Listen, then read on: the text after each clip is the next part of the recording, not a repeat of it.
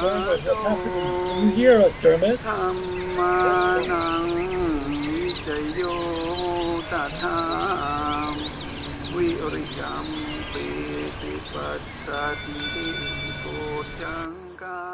Well, welcome everybody. This is the first in the series of talks on the Bojjhaṅgās.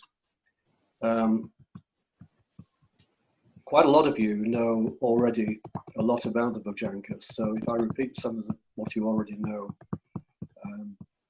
please excuse that. We'll see how this goes as it unfolds. So the Bojjhaṅgās, they're a very ancient tradition teaching in Buddhism. They originate with many of the Buddha's discourses, and they were recorded and written down in the 200 years or so after his death. So they go right back to the original teachings, the pre-sectarian period of Buddhism, right up to Asoka's reign. And they are the factors of enlightenment. They constitute together the Buddhist path. And I think when we're talking about Bojjhaṅgās, it's well to bear in mind this is to do with suffering. The Buddhist path is to do with understanding suffering, realizing that it exists, its origin, that it can end, and there's a path to its ending. So when we're talking about the Bojjhaṅgās, it's not just a kind of academic exercise, partly that may be, but the underlying meaning is something much more profound.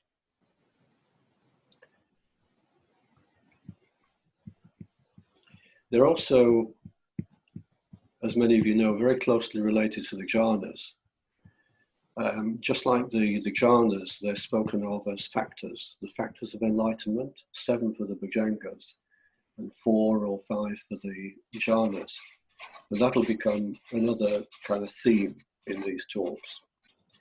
But there's also a cultural side to the Bojjhaṅgās. In Buddhist countries, they are embedded in the culture. So people chant the Bojjhaṅgās not just for recollection of the path, but they chant it for healing, or for oneself, or for others. So it's actually quite relevant at this time of what we're dealing with the virus, the COVID-19 virus. So if you want to use them occasionally for yourself or for others, it can be quite helpful, particularly to dispel fear, which is another characteristic of chanting. Another kind of level of the cultural context in Buddhist countries is that they're related to days of the week.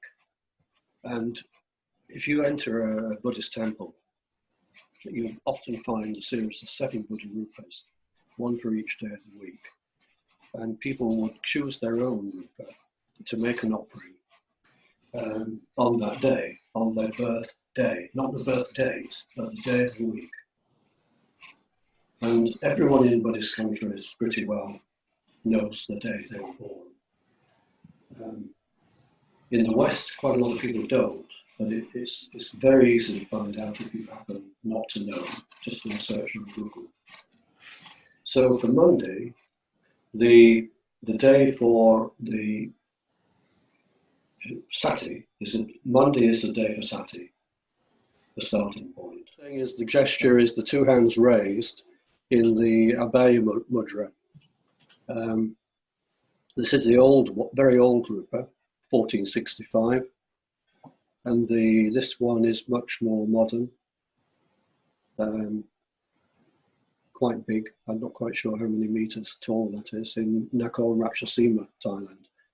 So this mudra is supposedly one that comes from dispelling mastery over passions. So if you're born on a Monday, it's considered that you might have a special affinity for Sati. I don't know how many of you were born on a Monday, but what that might mean for you is something for you to explore. So if you're born on a Monday, that special affinity you can interpret in various ways. I mean, you may feel that you've got a special affinity, naturally very mindful, or you might feel that you're actually very unmindful, and it's a sort of reminder that it's something you've got to work on. Whichever way around, there's always this connection. You can work out a connection to suit you. So Sati, the first of the Bojjhaṅgās, it's a starting point. We've got to start somewhere. And you could say it's the beginning of a process to simply waking up. Of course, in terms of the factors of enlightenment, the waking up is realization or enlightenment. But the first step has to start in quite a simple way, of an act of mindfulness, so that we know where we are as a starting point. So whenever we go on any journey, meditation or any journey in life, we have to know where we start from. Otherwise, we could be just going around in circles. So if you're driving a car, you put your postcode in the sat nav, and it works out how to get from A to B. In meditation too, it sets a direction, and that actually means that the moment you give attention to, say, for example, the breath, the counting, the touching, or whatever it is, let's say the counting, as soon as you give attention to the number 1, 2, or 3, we establish a location in time and space. There's a marker in time in the stream of consciousness, and there's a marker in space, because at that moment when you establish mindfulness, you become a subject, there's self-consciousness, and because we're embodied in a body and the environment, there's an automatic marker of space. So there's a marker in time and space. So without that starting point, we're pretty well lost. You know, in your car, you could be going around in circles on the North Circular or the N25. Or in meditation, you could become very, very confused and drift off into thinking, the kind of everyday things. So the difference in meditation is we make it conscious. We make an effort to turn the attention away from the world or sensory inputs to the breath. I mean, in ordinary everyday consciousness, mindfulness is there all the time, up and down, fluctuating. Something comes into our awareness, it's strong enough to catch our attention at that moment. There's mindfulness. But in everyday consciousness, it's not very stable. It fluctuates, and it's also mostly reactive. We react to the environment, the senses, and our body. But in meditation, we try to make it conscious. And later on, as we go through these talks, that means turning away from sensory consciousness.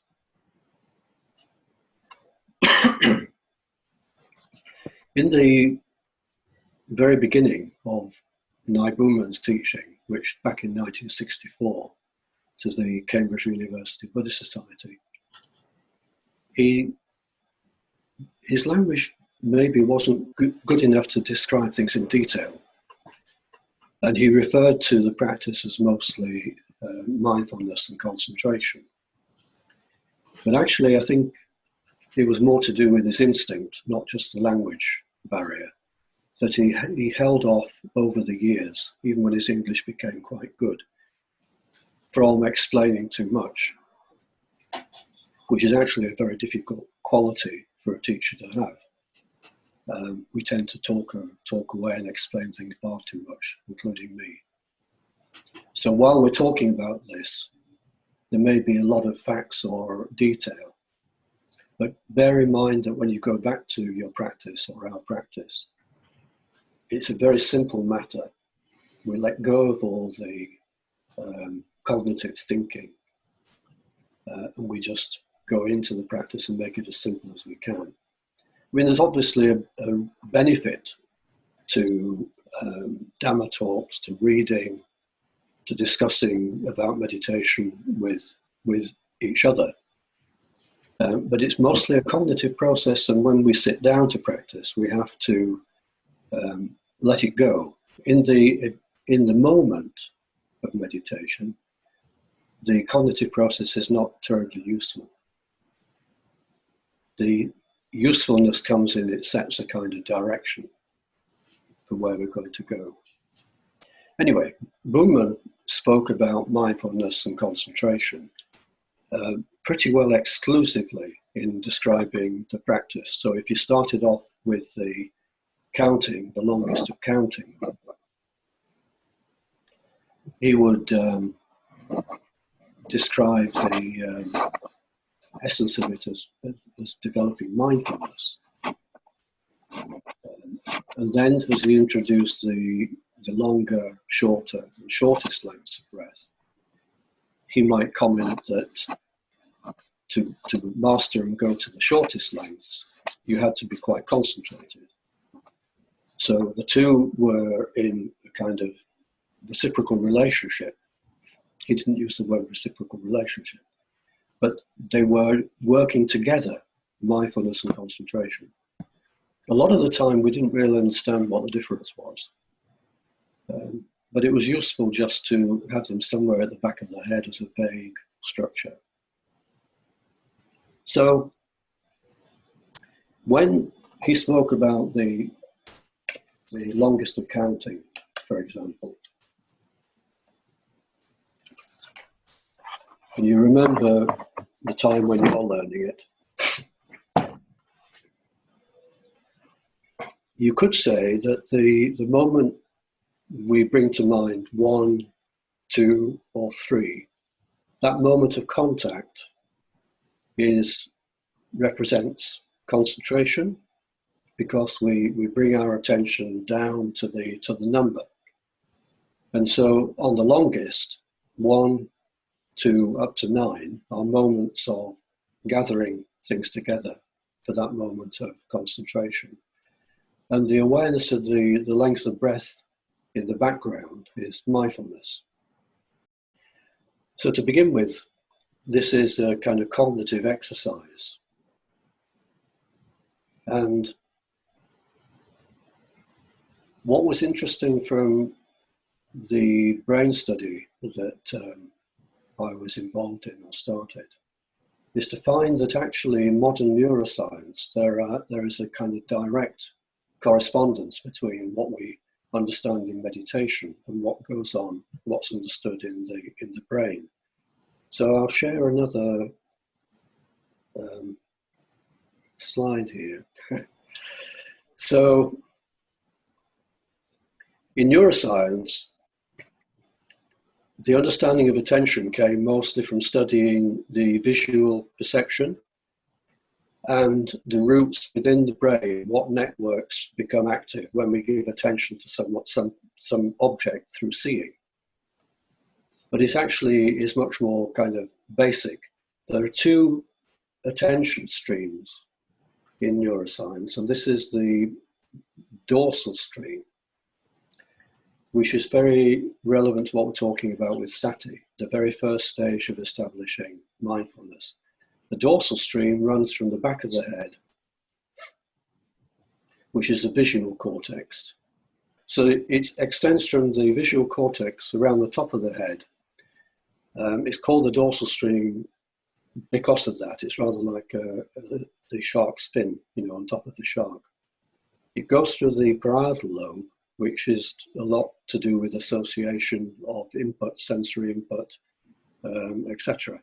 And then it ends up in the frontal lobe, which is the cognitive. It carries the cognitive functions of the brain. And one of the ways of understanding this dorsal stream is that it is in terms of a subject-object. The subject at the back of the head is almost like the I, not just the EYE, the visual cortex, but it's our sense of looking, I am.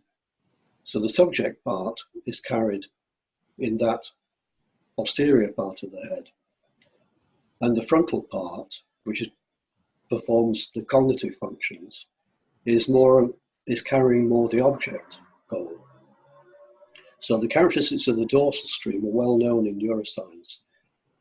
In correspondence to what I just said, it's regarded as egocentric as opposed to allocentric, which means more abstract, or allocentric means picking up on salience, whereas a dorsal stream is very kind of basic, knowing where you are, establishing a point in time space. It doesn't refer to long-term memory. It's held in short-term storage. It's changing all the time. So this is the correspondence to Sati in its most basic form, also to Vitakka in the jhana factors. So when we move on to the second Bojjhaṅgā, Dhammavichaya, we'll find that the nature of Sati is deepened by Dhammavichaya, and it corresponds more to Vichara in the jhana factors. And there's a different network for that in the brain, which is the ventral stream, which governs salience, long-term memory, and so on. So it brings us to an interesting point of how you progress with Sati and the different factors. Because if we stay with the counting, you can learn the technique of the longest, longer, shorter, and shortest of counting, but it would be very easy to sit for half an hour or an hour and just repeat. Get very familiar with the technique, but it may not necessarily go anywhere. And it's as well to kind of bear this in mind, that how do you make the practice fresh so that it can go deeper? And sometimes you can be really taken by surprise, which is one of the reasons on some of the practices you've been on with me, we go into the practice very quickly. And even in one breath, you can find that, to your surprise to begin with, that it can go very, very deep. You can have a moment where Sati just deepens and deepens and deepens, almost to the later stages of developing the jhanas. So while we're talking about Sati, to begin with as a basic function, we're setting up a progression where Sati gets deeper and deeper and deeper. So the Bojjhaṅgās, it's not a matter that we have to master and perfect each one in turn. They interact with each other. There is a sequence so that Dhammavichaya deepens Sati to the point of Vichara, to understanding salience. And as we go through the rest of the Bojjhaṅgās, we find that the same process goes on and on. So that on the left here, there's lots of lists and structures in Buddhist practice, certainly in the Abhidhamma. This is on the left is what Buddha originally taught. Something very, very simple, mindfulness and concentration. And I've linked them by a double-ended arrow because they're interactive. I mean, ultimately, you can also link mindfulness and concentration to mindfulness to vipassana and concentration to samatha, samadhi.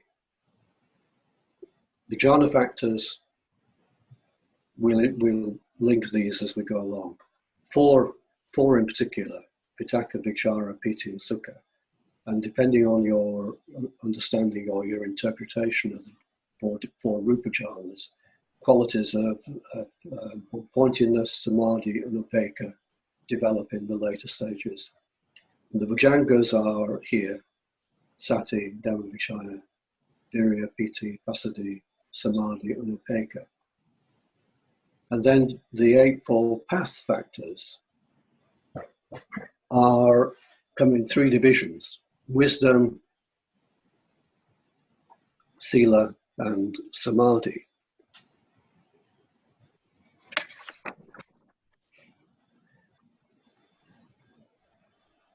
So the first factor in the Bojjhaṅgā, Sati,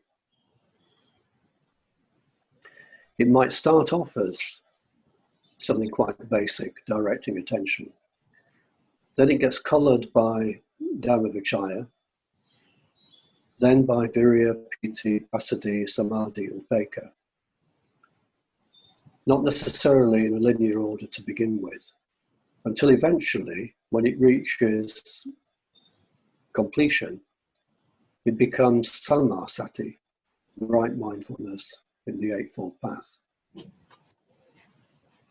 Also, in terms of the jhana factors, as it becomes more mature and more all-encompassing, it corresponds to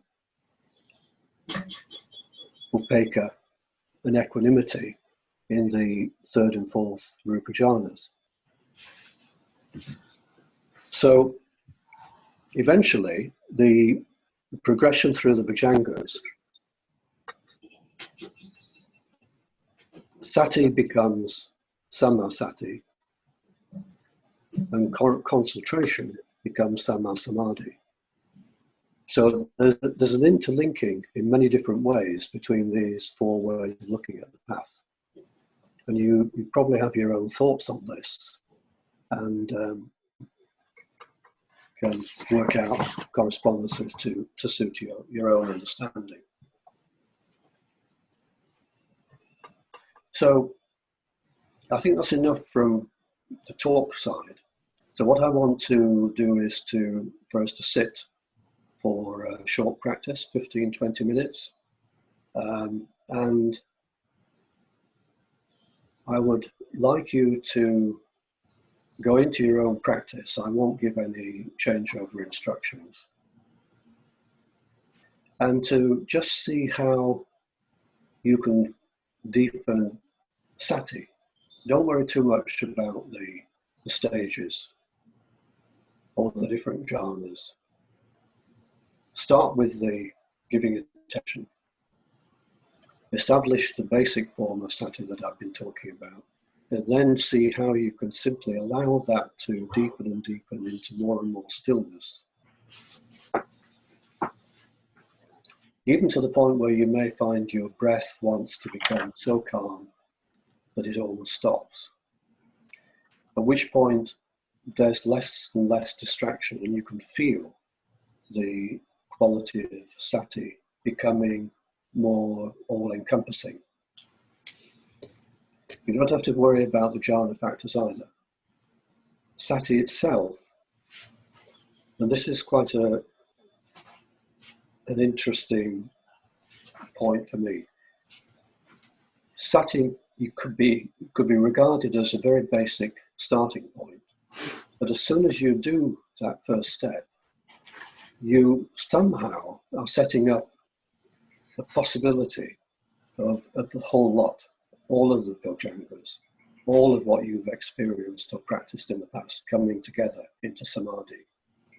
So you may start with the very basic level of Sati, but if you trust it and trust the tradition, the connection, the past, through your teachers, through Buddhism, through back to the original talks on the Bojjhaṅgās by the Buddha, then you can be very surprised sometimes how your practice can develop. Okay, so I'm going to leave this picture on for the duration of the practice, and I'll sound the bell at the beginning, and I'll sound the bell at the end, and go into your own practice until you hear the final bell. Probably not too long, maybe 20 minutes, 15, 20 minutes. Okay, everyone ready to begin?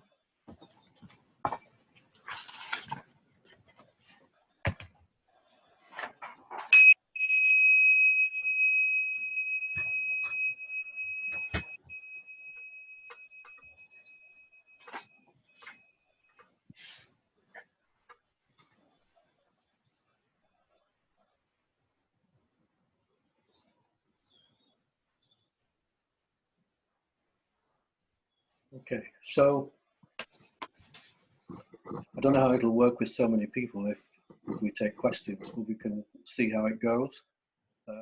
What is interesting is, you know, how Sati is experienced when we practice meditation.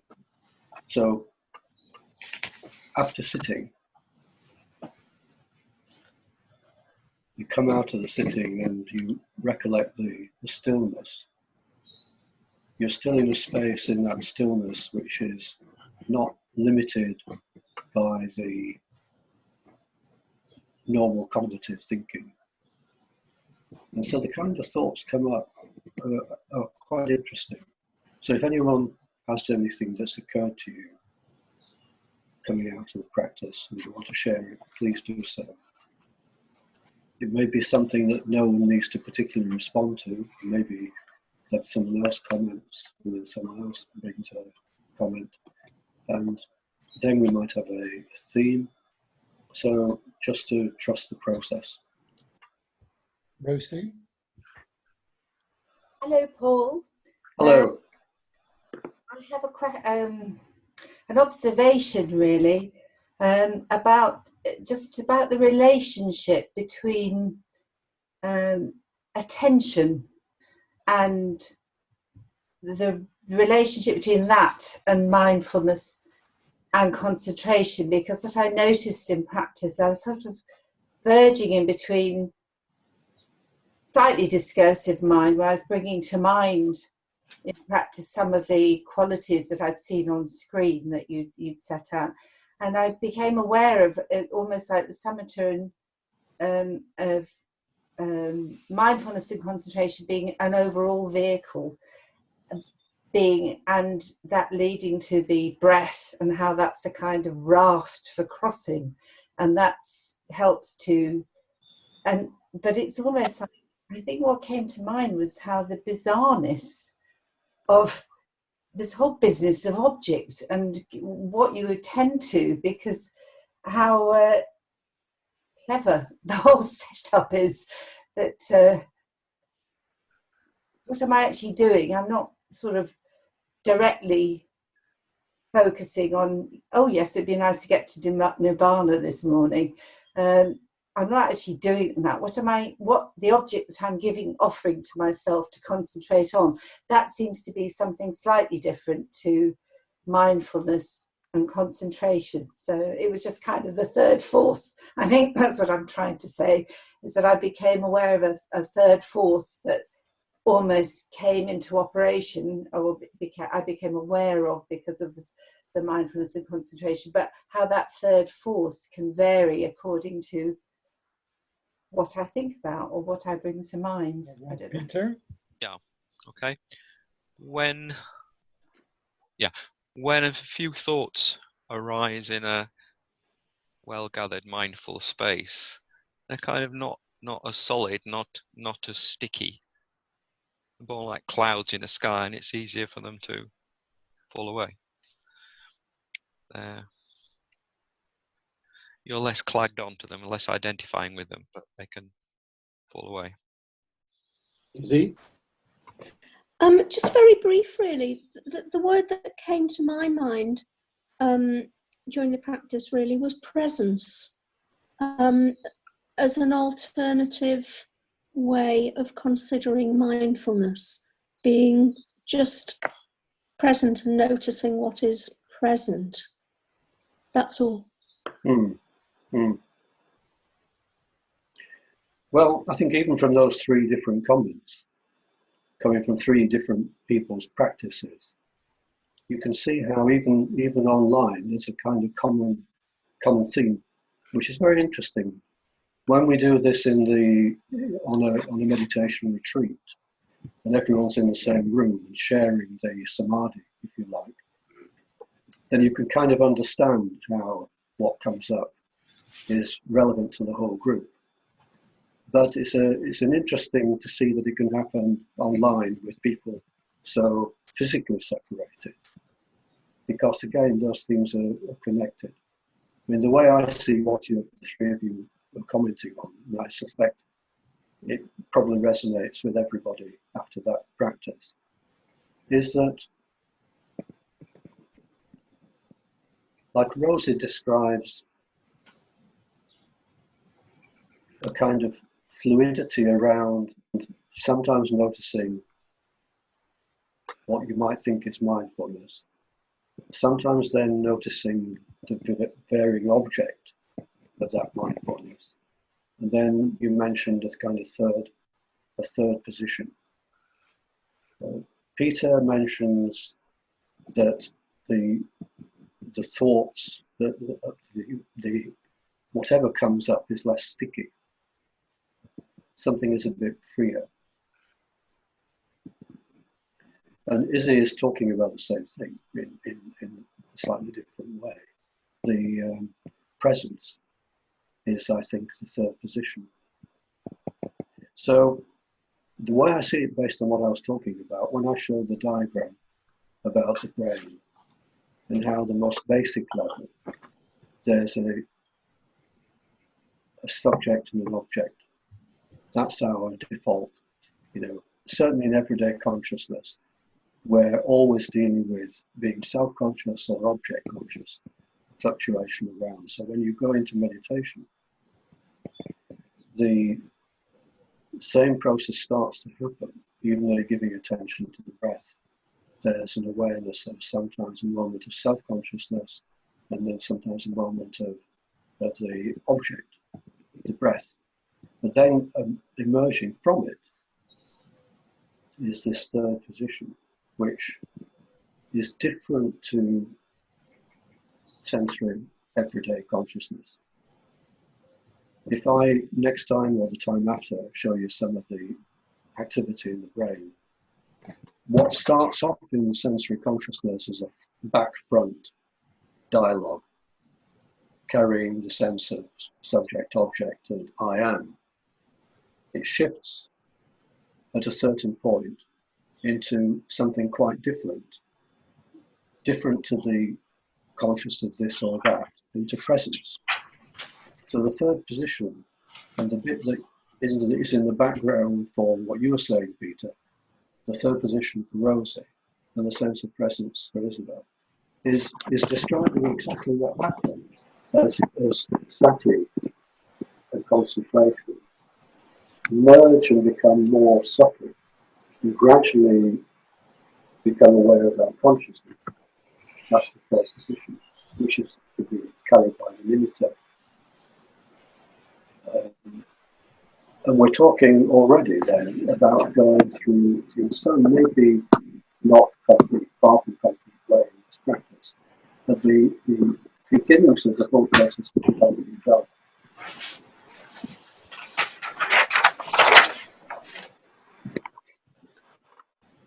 Something about that development of jhana, really.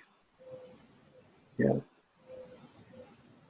I mean, the whole thing is fascinating that it starts in such a very simple way by just, the first stage, directing attention onto the breath. And then it gets more subtle, it gets deeper. And we start to settle into stillness, I think, is the key to this. It's like the kind of all-enveloping quality of Sati. Sati becomes more all-embracing. And within it is a focus that develops, an intensity, and we're less distracted into thinking and feeling. And I think it's at that point that we become able to start to notice the quality of our own consciousness. Not thinking about it. To begin with, we might want to think about it, and sometimes after we come out of the practice, we try to recollect.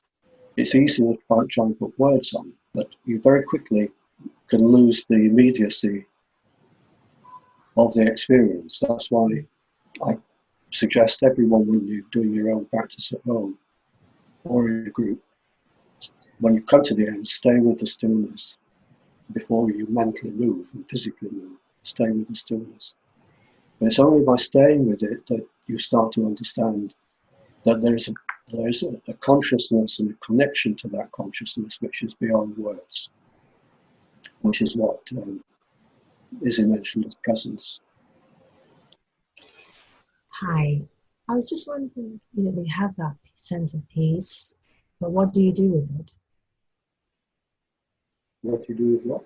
The peace. The peace? Yeah.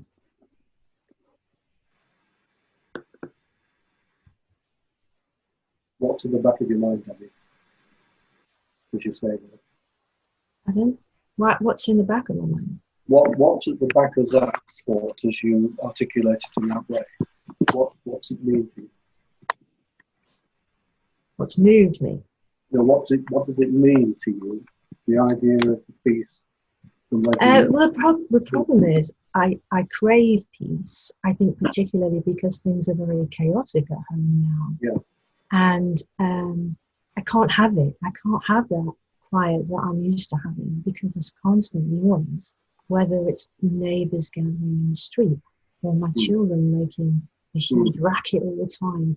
So in a sense, that's causing suffering to want to have quiet, and I can put my earplugs in and that can be great, it can be really effective for a while. Yeah. Or I can put music on. Music is very, very effective, the right kind of music, but you can get attached to that stillness and that peace, and that alone causes you suffering.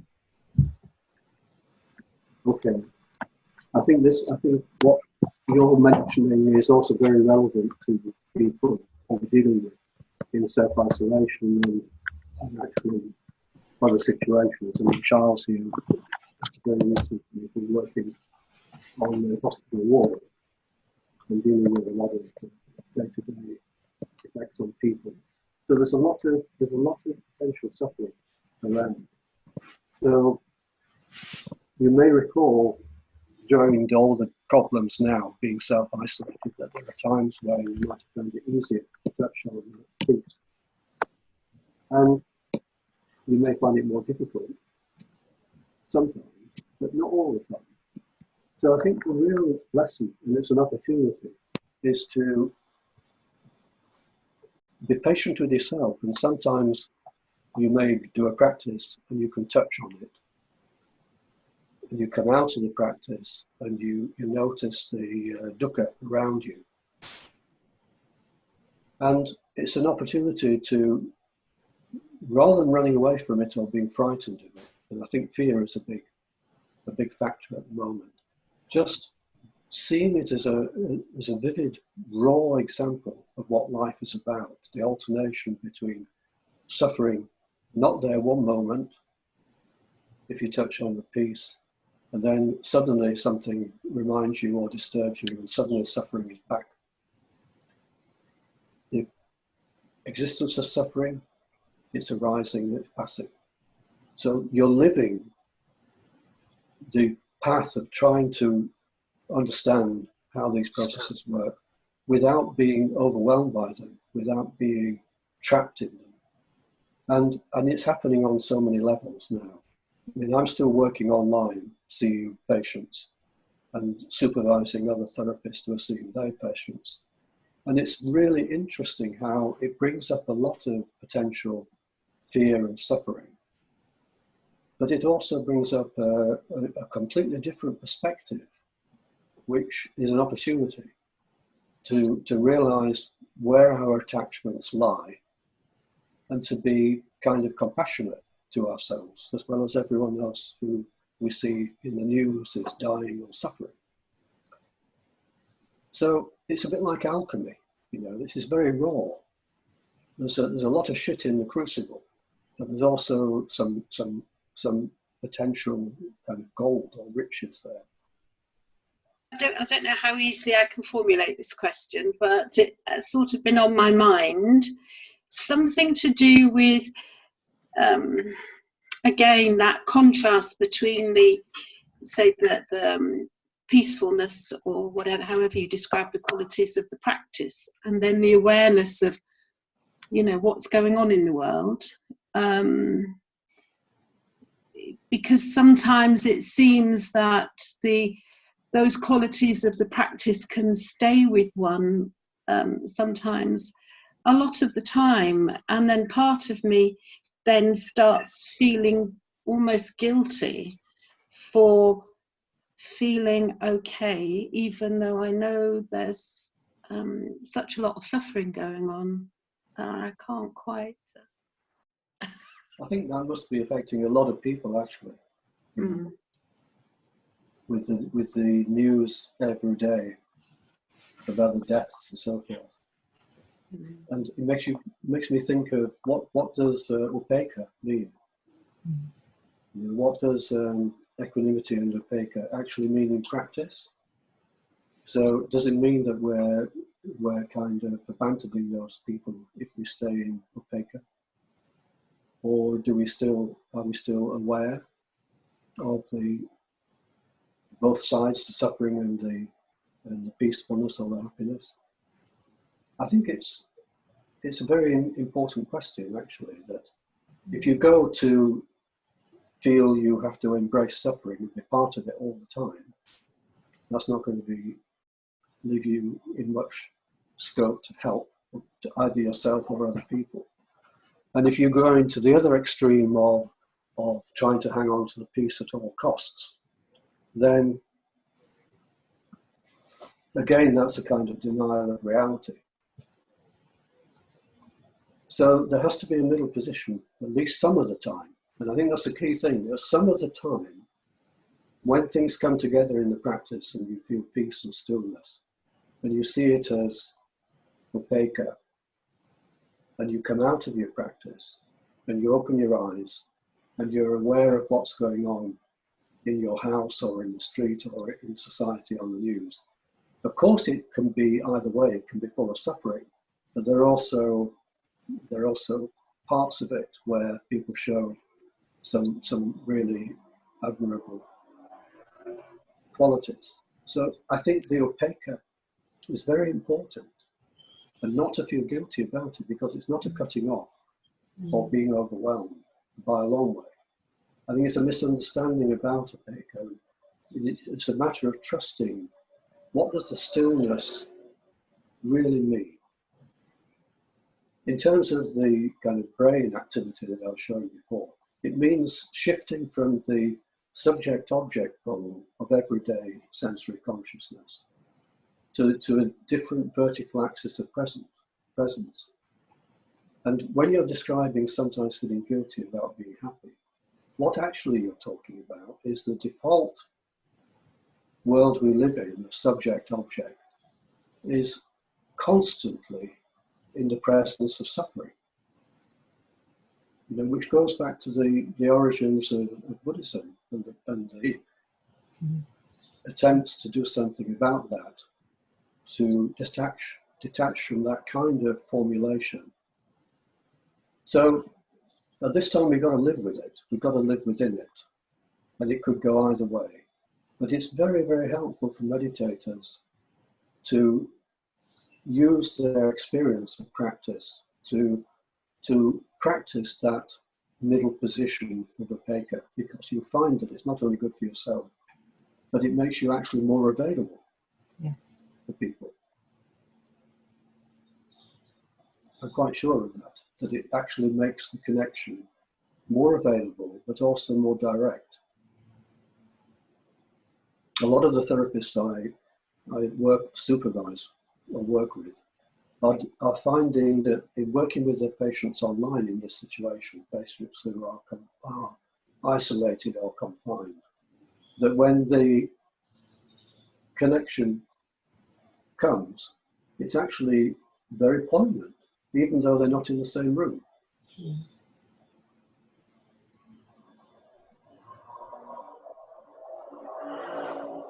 I would imagine you notice the same thing, Francis, if you're having to work as a GP online.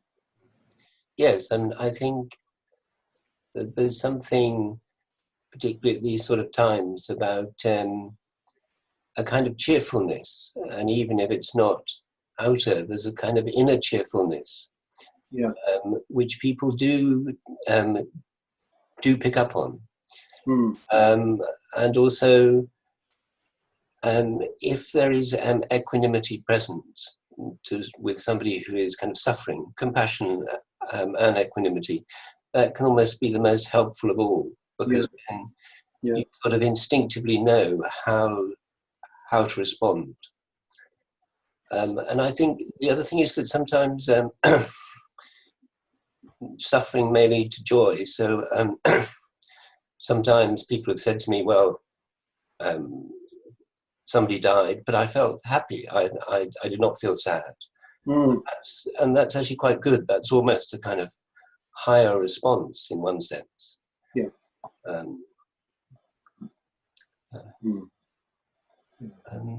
And there's almost, though there's a lot of suffering, there is actually quite a lot of joy as well. I mean, the way people are kind of come together, and you get to talk to people you haven't talked to, neighbors, and the way there's so much kind of kindness towards others, and also helpfulness towards others. I mean, that will naturally lead to joy arising, because you'll be appreciating other people's skillful action.